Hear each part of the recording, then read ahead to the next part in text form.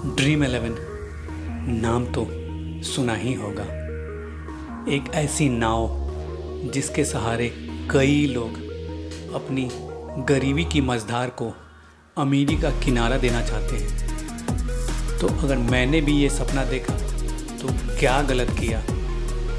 Champions trophy तो भारत ले आया, मगर मेरे कितने सपनों को चकनाचूर कर गया।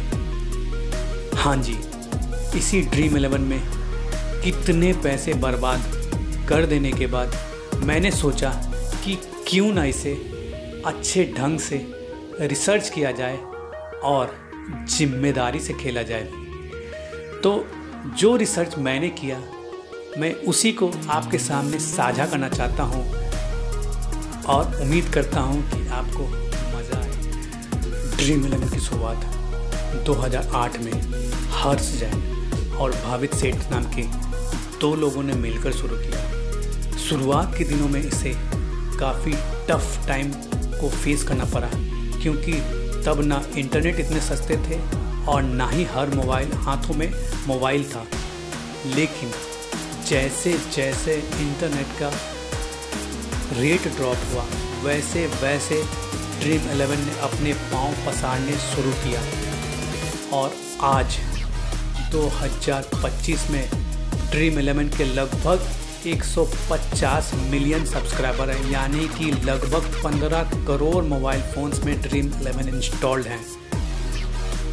शुरुआत के दिनों में इस पे कई तरह के मुकदमे हुए और इसे एक तरह का जुआ कहा जाने लगा।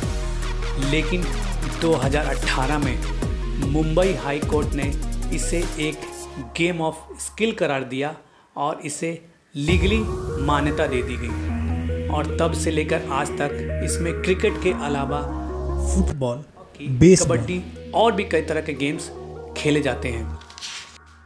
अब हम समझते हैं कि इसे खेला कैसे जाता है। तो बेसिकली हमें एक टीम सेलेक्ट करना होता है और टीम के मेंबर्स का सिलेक्शन प्योरली अपने सूझबूझ और समझ के हिसाब से किया जाता है। लोग प्लेयर्स के पास्ट परफॉर्मेंस को देखकर ही अपना टीम मेंबर्स चूज करते हैं। लेकिन टीम बनाने के भी कुछ नियम कानून हैं, जैसे किसी भी एक टीम से आप मैक्सिमम 7 प्लेयर्स को ही सेलेक्ट कर सकते हैं। और भी नियम हैं। लाइव मैच के दौरान आपके सिलेक्टेड मेंबर्स कैसा परफॉर्म कर रहे हैं उसके हिसाब से ही आपके पॉइंट्स बढ़ते या घटते हैं। जैसे जैसे आपके प्लेयर्स प्ले करते हैं वैसे वैसे आप अंक तालिका में ऊपर नीचे होते चले जाते हैं।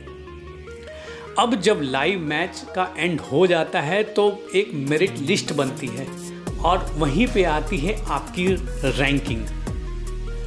अब थोड़ी सी मैथमेटिक्स को समझते हैं। इसमें कई तरह के कॉन्टेस्ट होते हैं, जैसे head to head, 3 members, 5 members, mega contest etcetera etcetera. लेकिन जो सबसे इम्पॉर्टेंट चीज़ है जिस पे अक्सर लोग नज़रअंदाज कर देते हैं वो है विन रेशियो। विन रेशियो का मतलब ये है कि किसी भी मैच को आपके तरफ होने की प्रोबेबिलिटी, यानी आपको जीतने की संभावना कितनी प्रतिशत है। अब देखते हैं किस कॉन्टेस्ट में कितना विन रेशियो होता है। कौन जीतेगा या कौन हारेगा इसका फैसला ना ही आप कर सकते हैं ना ही कोई और। इसका फैसला करता है तो सिर्फ और सिर्फ भाग्य। थोड़ा एक्सप्लेन करता हूँ। ड्रीम 11 का सबसे आसान गेम है हेड टू हेड और इसका विन रेशियो है 50%। ऑब्वियस सी बात है, कोई 2 लोगों में से कोई एक ही जीतेगा। जूम आउट कर देखने पे पता यह चलता है कि हम पैसे बना रहे हैं या पैसे गंवा रहे हैं। समझते हैं, अगर 100 मैचों को लिया जाए तो अगर विन रेशियो 50% है तो हम उन 100 मैचों में से 50 मैच हमारे फेवर में होगा और 50 मैच हमारे फेवर में नहीं होगा। तो जिन 50 मैचों में हम हारते हैं उसमें 50 × 50 यानी कि 2500 रुपये हम गवा बैठते हैं, और जिन 50 मैचों में हम जीतते हैं उनमें 50 × 90 यानी 4500 रुपीज़ माइनस इन्वेस्टमेंट यानी -2,500 रुपये, यानी कि हम बनाते हैं 2,000 रुपये। अब हम टोटल जब करते हैं तो 2,000 रुपीज़ माइनस 2,500 रुपीज़, यानी कि ओवरऑल 100 मैच खेलने के बावजूद हम 500 रुपये नुकसान कर बैठते हैं। मैथमेटिकली तो ड्रीम 11 में पैसे बनाना नेक्स्ट टू इम्पॉसिबल है, फिर भी क्यों लोग यहाँ पे फंसे पड़े हैं, इसको समझने के लिए एक ह्यूमन साइकोलॉजी समझना बहुत जरूरी है। बंदरों के 2 समूह पे एक एक्सपेरिमेंट किया गया। एक समूह के बंदरों को कुछ काम करने दिया गया और जब वो काम खत्म कर लेते तो उन्हें रिवार्ड में मैंगो जूस दिया जाता था। दूसरे समूह के बंदरों के साथ भी ऐसा ही किया जाता था, लेकिन जब वो काम फिनिश कर देते थे तो उन्हें कभी जूस दिया जाता था और कभी नहीं दिया जाता था।